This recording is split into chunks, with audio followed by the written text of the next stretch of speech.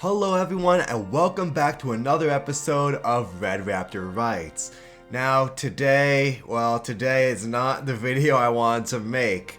Actually, I tried making this video before, but the recording went wrong, my lighting was bad, the audio was messed up, so let's do this one last time.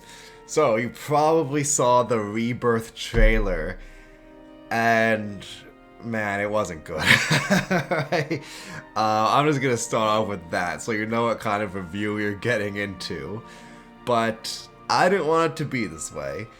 I actually had a lot of hope for Jurassic World Rebirth. It looked like a nice change in direction from the series.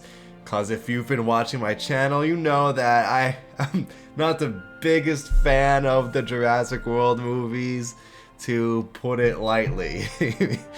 Yeah, they're not good.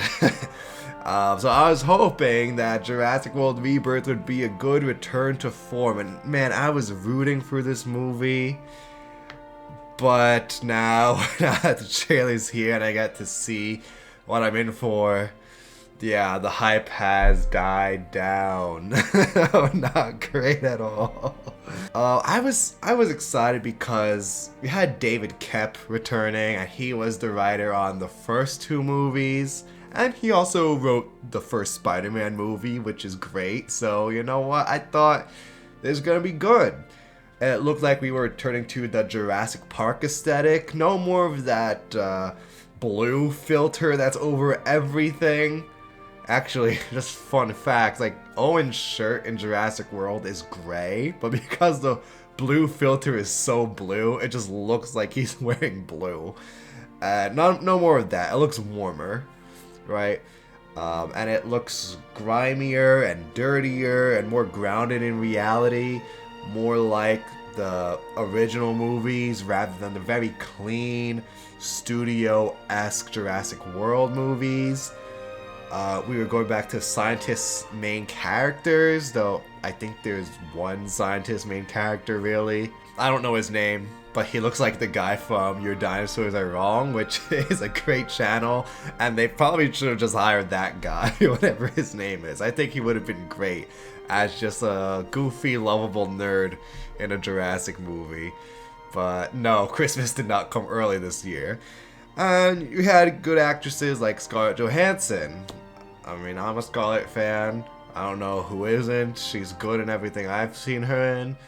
But, so I thought she'd do well here. Maybe she might do well. Maybe all these things might be good and might be present and done well in the movie.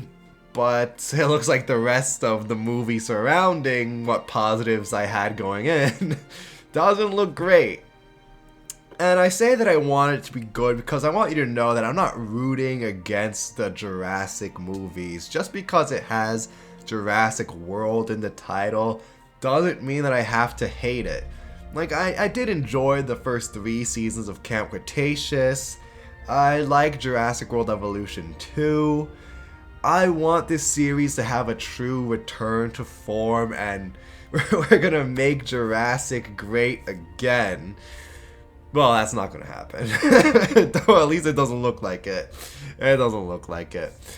I want these movies to be good. I want to go into the theater and have a good time, walk out, tell everyone to go see it. The Jurassic series is back. It's not gonna happen though. Not, at least it doesn't look like it. So, let's talk about what I didn't like. It had all of those dumb trailer things in it. It had all the trailer cliches that come, especially with a Legacy sequel. Like, it has some weird music going on, like it's very action-y, just like a generic action movie.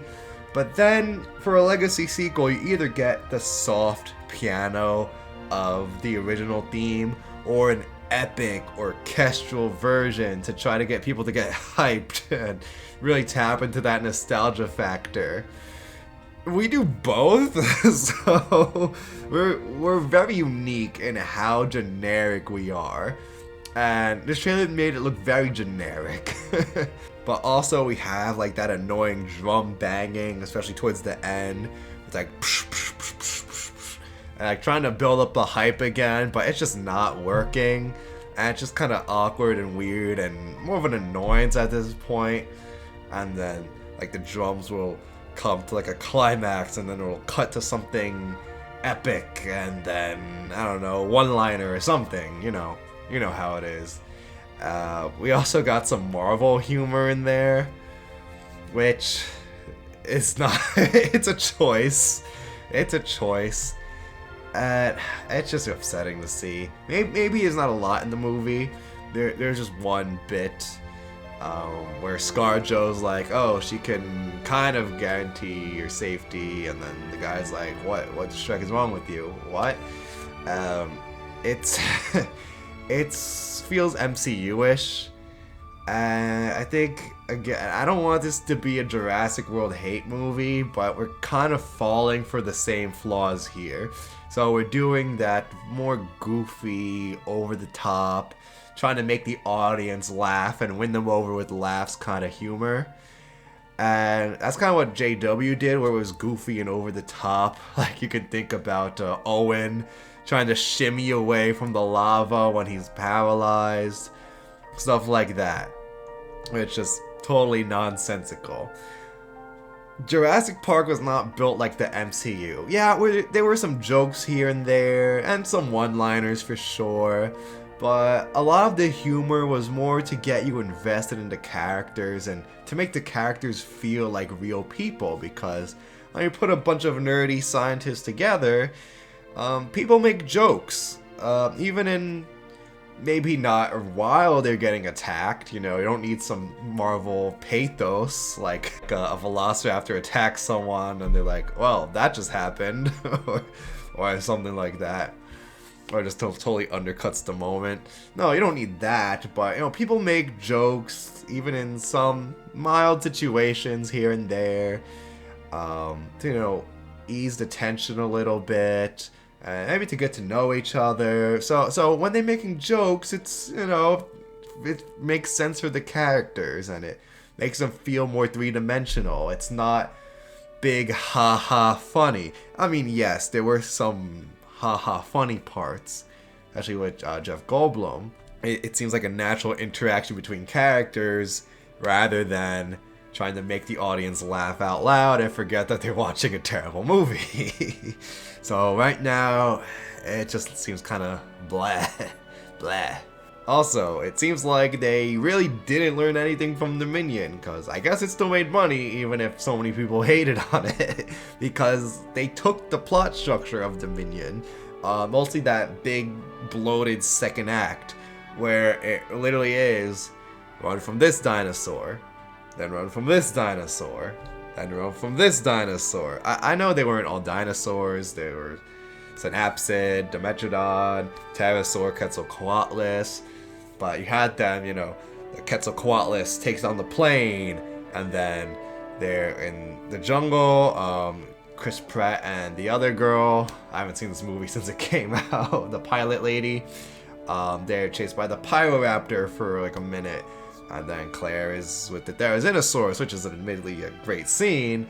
But then we go to the Dilophosaurus, and so we're going from one chase to the next chase to the next chase, and then it gets really bland, boring, and just there are no stakes because all the characters are invincible anyway. So you're just watching them just run from one situation to the next without anything really happening and no plot progression. Okay, I'm getting a little off topic here, but it seems like that's what this movie is doing too. Now, at least this movie is about dinosaurs rather than a movie about locusts with dinosaurs in them. So, okay, it makes sense to have some of these encounters, but it's kind of like they have to find the 3 largest dinosaurs for some miracle drug that can cure some disease, and so you're gonna be going from one dinosaur to the next, to the next, and that doesn't work. It feels more like a video game plot, like a bad video game plot, really. On top of the 3 big ones, you're gonna get a bunch of other dinosaurs in there, and that just makes me think that we're gonna have a bunch of different creatures just to sell toys, or to have one short scene and then another one gets a short scene. And what that does is that it doesn't give them time to build a presence with the audience. We don't get to know them very well. We don't spend a lot of time with them. It's just a one and done. We see them when they're gone. So they're not that memorable. In the first Jurassic Park movie, there were only a few creatures throughout the whole thing, but they were given enough time to build a rapport with the audience, so we got to know what they're like, their personality. And I don't mean like human personality, I just mean like how they're different from one another, really. What makes them unique. When it's just run from one dinosaur to the next dinosaur, you don't get that, because we don't get time to spend with them. But what will make some fans happy is that it seems like one of these chases is an adaptation of the river raft scene from the Jurassic Park novel, in which Grant, Tim, and Lex are in the raft, and the Tyrannosaurus is chasing them, and then once they go further along, they have to hide from some Dilophosaurus that are doing some display ritual thing on the shore.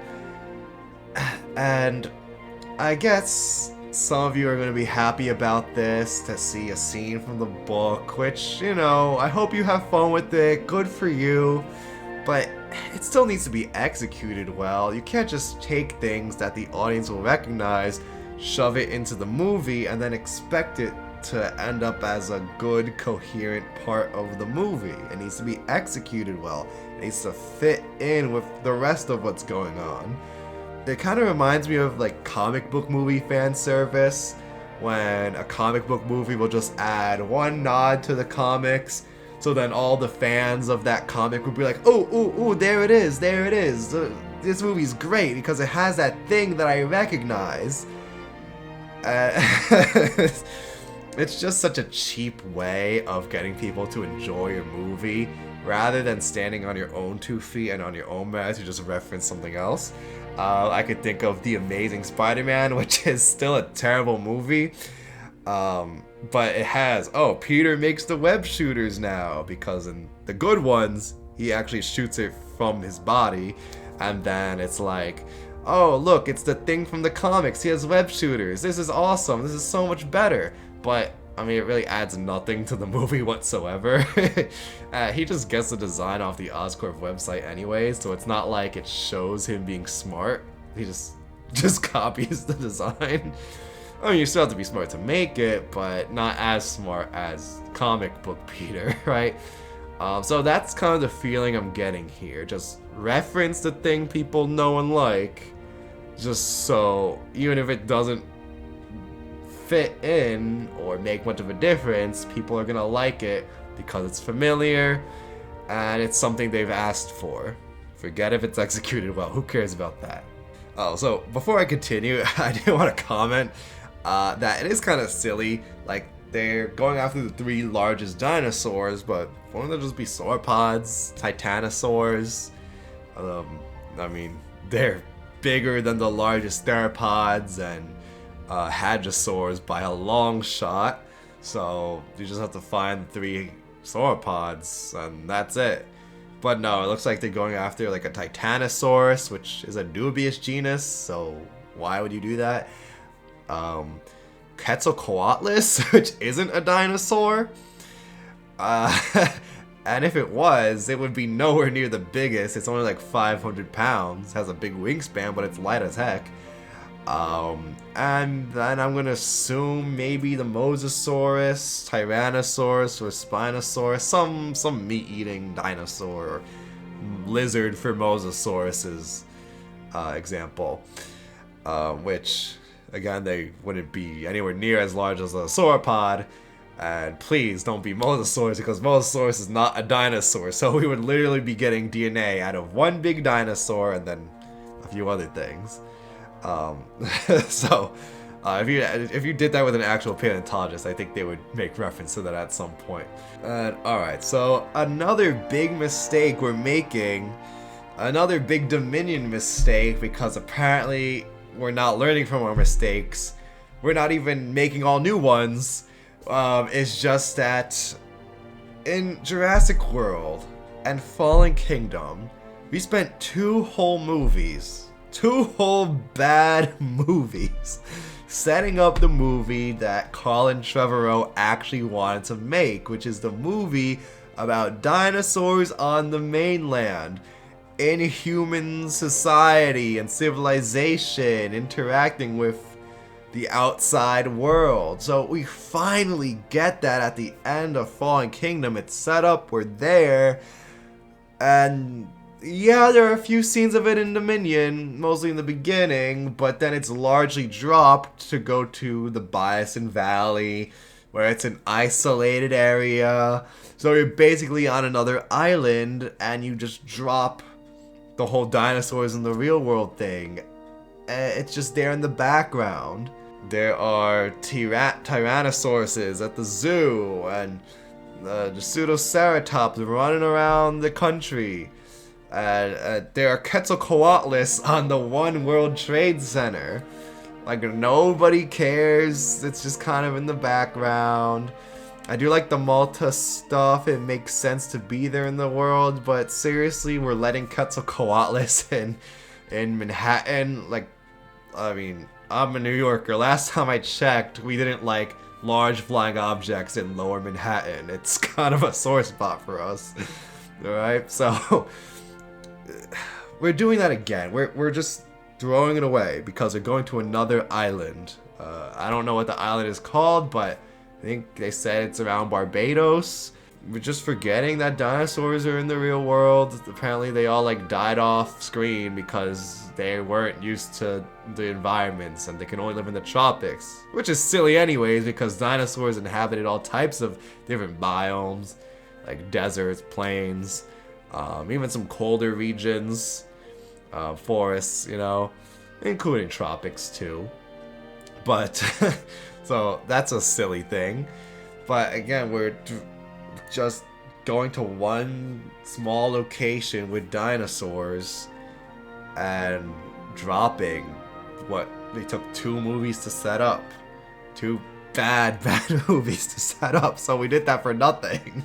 And better yet, it's another unheard of research facility.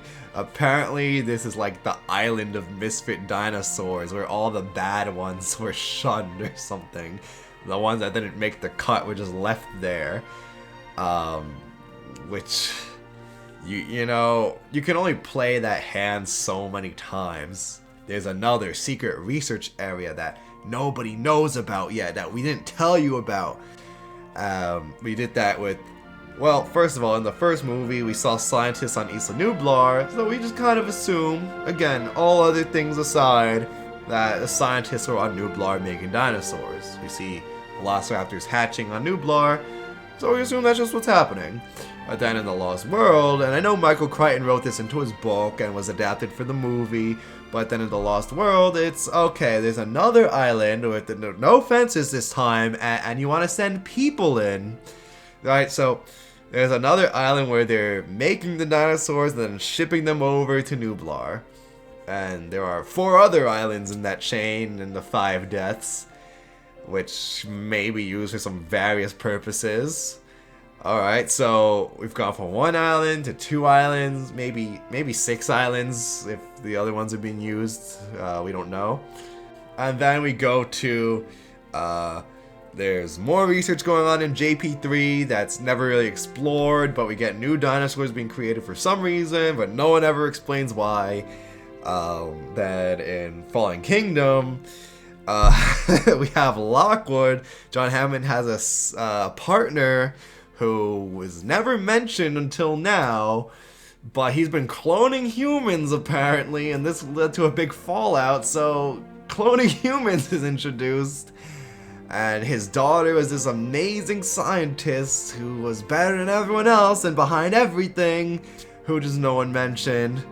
And now there's another island, another research facility that no one ever bothered to discuss. Like, come on, how many times are we going to do this? We could have just had dinosaurs on the mainland instead of rehashing these ideas that we keep repeating over and over again. Dang, man, dang. Oh, it's not looking good. Who's writing this? David Kep, why have you betrayed me? Alright, you deserve to get eaten by that Tyrannosaurus, by the buck.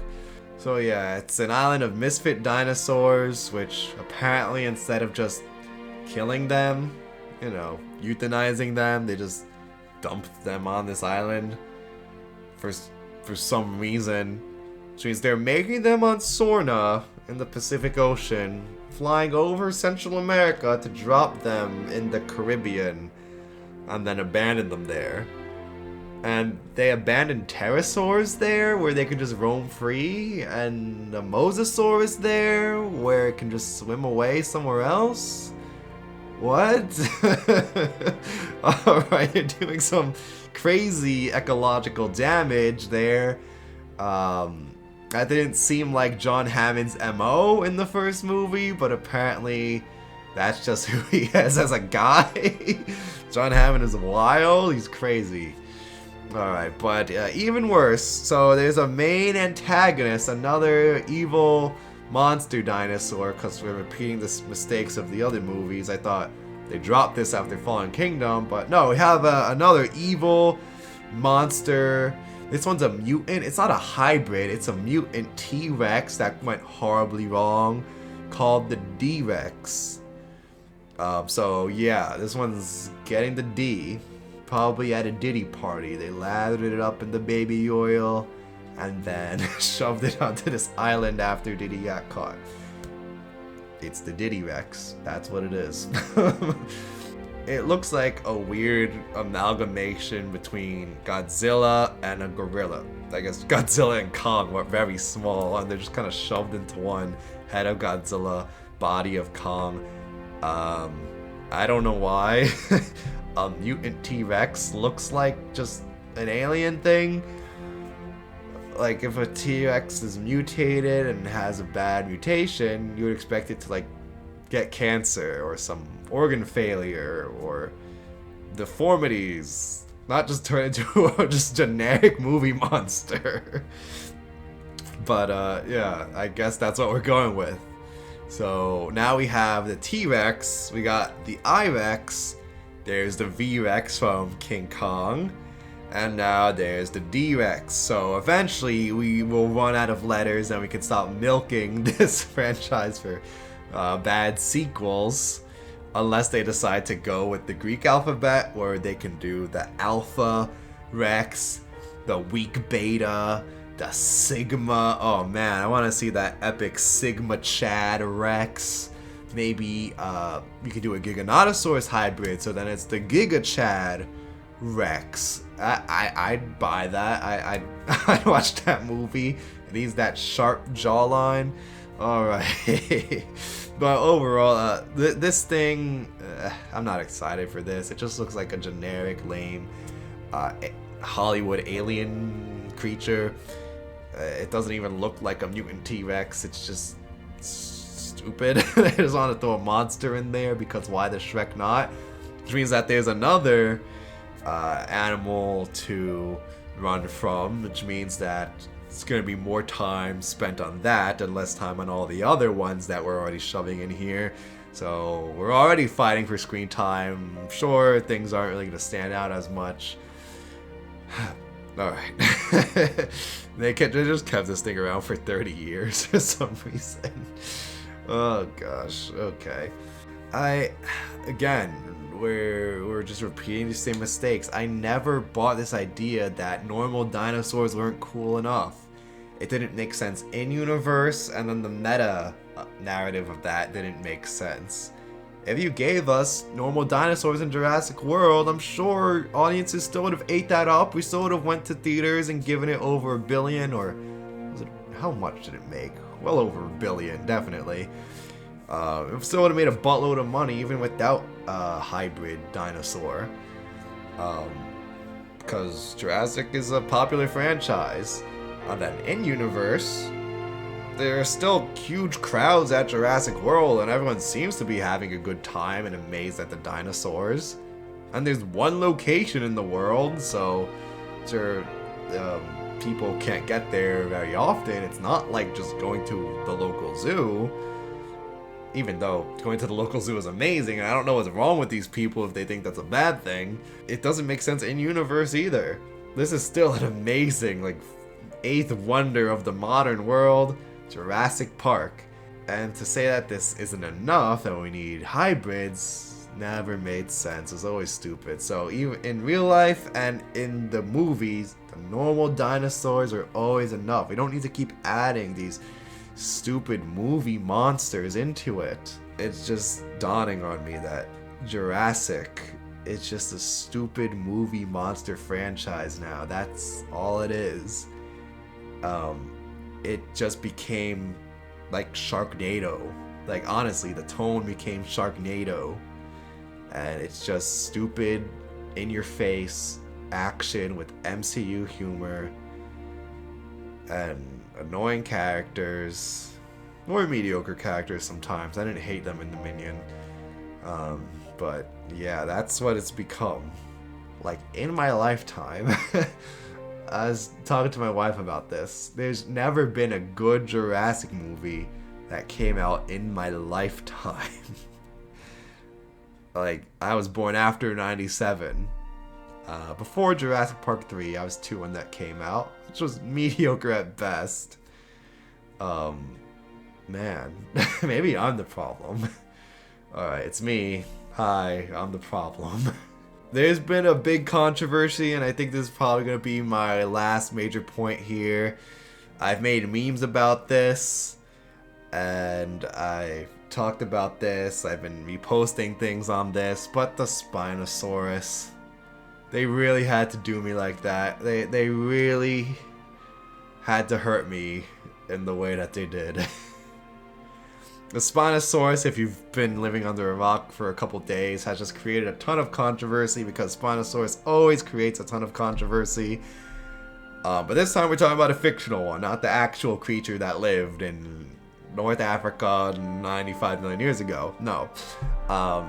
They completely changed the Spinosaurus from the Jurassic Park 3 Spinosaurus. And it just looks really ugly. Like, yeah, it swims. Good on you, it swims. It swam in Jurassic Park 3, okay? It swam back then too, so shut up about that. Yes, it swims. But the design just looks so ugly. It's in that typical Jurassic World gray, where they make so many different creatures that were once interesting into just a ugly gray, and it's bland and boring. The sail is yellow with some black stripes running across it. It's the only bit of life in this design. The head is ugly and the neck is deformed and it's blobby, and we had such a good Spinosaurus design in JP3. Yes, it's outdated, but this was and still is a great creature design. It's very unique. It stands out immediately from all the others in the roster. We don't need to add crazy spikes or Joker scars like the Giga. No, it just stands out and it's beautiful. It has the croc, long, narrow snout, the piercing green eyes, the conical teeth. I love the coloration of like the reds, the grays and browns, and then the blue running across the sail. It looks so iconic. There's a reason why this is like the portrayal of Spinosaurus, that when you say Spinosaurus, this is what people think of. It's not just because of nostalgia. It does look really good. It sounds really good. That roar is so memorable, and I wish it wasn't more things, because you don't hear the roar in Camp Cretaceous or Jurassic World Evolution. I've heard that the audio file for that was lost, but can't you just like remake that, reverse engineer it, or use the audio files for the roar in Jurassic Park Operation Genesis, because it has the roar there too. Just reuse that. Or maybe the guy who made it is still alive. Just ask them how they made it, right? I'm getting a little off topic here. I've been waiting so long for Spinosaurus. I mean, I didn't need Jurassic sequels. If we never got another Jurassic Park or Jurassic World, that would have been fine with me. But if you are going to keep shoving these down my throat, at least give me the Spinosaurus. Of course, if it makes sense within the movie and functions well within the movie and, you know, yada yada, all that good stuff. So we get Spinosaurus, and then they give us this ugly, the Spinosaurus at home Spinosaurus, right? The original was so much better, so we finally get Spinosaurus, and they don't give us the good one. They give us the trash one. What a wasted opportunity. Like, they're edging me all this time with Spinosaurus, and I never get the goon. Okay, I know, I'm talking in total brain rot at this point. But man, that just really sucks. It really sucks. I'm hoping we get like a Sonic situation. I was talking about this with my friends recently, that maybe they made it look bad on purpose and disappointed us on purpose. So, not that this happened with Sonic. I know some people conspiracy theorize that, but what if they made the Spinosaurus this way on purpose, so then people get upset, and then they'll change it to make it look like they care about the audiences and the fans, and then they get the win, they get the good PR for changing it. That would be pretty cool, but I really doubt that's what's happening here. Yeah. Sucks. So, anyway, let's close this out. So, the Jurassic World Rebirth trailer did the exact opposite of what a trailer should do. I was excited going into this. I was actually hopeful that we might finally get a good Jurassic movie in my lifetime. But then after the trailer, instead of wanting to go see the movie after the trailer, now I do not want to see the movie, and I do not have hope for this movie. I mean, maybe it is just a bad trailer, but we talked about the bad trailer stuff, but it seems like these problems are actual problems with the movie itself, not just with the trailer. So I want to say it's just a bad trailer, but I think that's a long shot.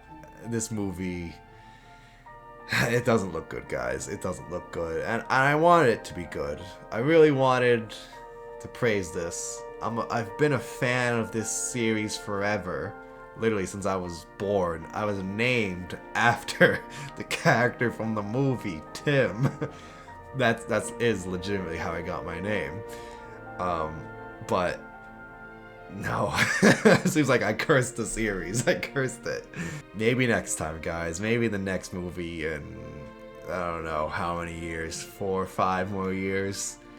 Maybe that would be good, but it doesn't look like this one's that great. Not the video I wanted to make, but it do be like that sometimes.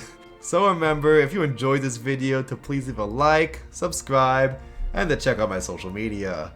See you next time.